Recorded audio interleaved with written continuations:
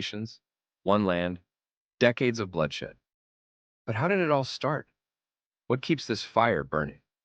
And most importantly, why does it matter to you? Before you scroll away thinking, another boring history lesson, let me ask you this. What if a conflict thousands of miles away could shape the world you live in today? Sounds dramatic? Stick around, and you'll see. Let's rewind the clock to ancient times.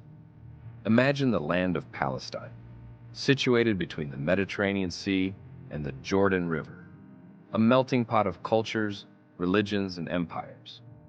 For Jews, this is the promised land, a covenant with God. For Muslims, it's home to Al-Aqsa Mosque, their third holiest site. For Christians, it's where Jesus lived and preached. One land, three claims. Sounds like the setup for a really bad roommate argument, right? But the modern conflict? That began much later. By the late 19th century, Jews faced severe persecution in Europe. Enter the Zionist movement, a push to return to their historic homeland. At the same time, Arabs who'd lived there for centuries had no intention of giving up their land.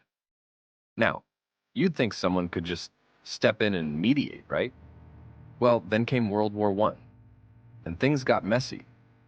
After World War I, the British took control of Palestine.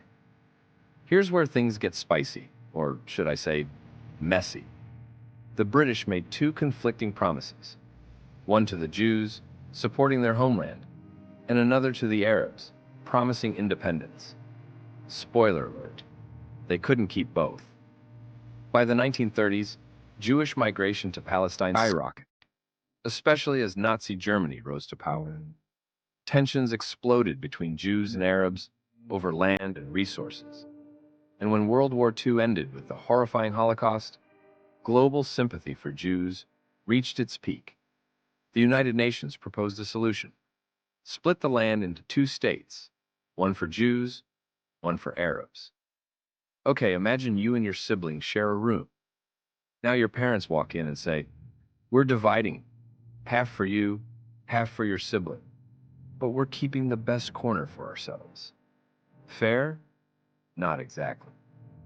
In 1948, Israel declared independence, but Arab nations rejected this plan, leading to the First Arab-Israeli War. Israel won, expanding its borders, while hundreds of thousands of Palestinians became refugees. This is where the heartbreak begins. But this was just the beginning of a cycle.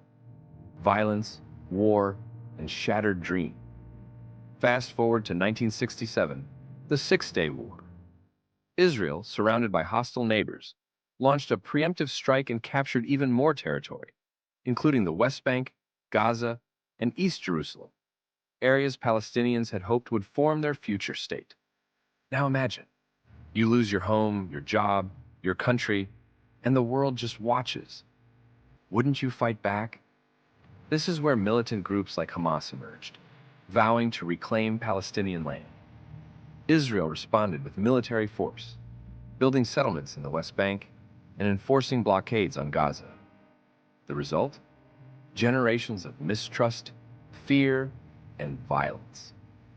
At this point, you might be thinking, can't they just talk it out over coffee? But it's not that simple. Because now, it's not just about land. It's about identity, survival, and justice. And here's the kicker. External powers, like the US, Iran, and others, keep fueling the fire, each pushing their own agenda. It's like a neighborhood fight where everyone keeps handing out baseball bats instead of solutions. So, why should you care? Because this isn't just a Middle Eastern problem. It's a global issue. The conflict affects oil prices, international alliances, and even tech industries. Think of it like a ripple effect. What happens there can shape economies and policies everywhere, including India. But here's the real question. If generations of leaders have failed to bring peace, can the youth of today, like you and me, find a way forward? Or are we doomed to repeat history? Thanks for watching. If this story resonated with you, don't just sit back. Share it. Discuss it. and most importantly, learn from.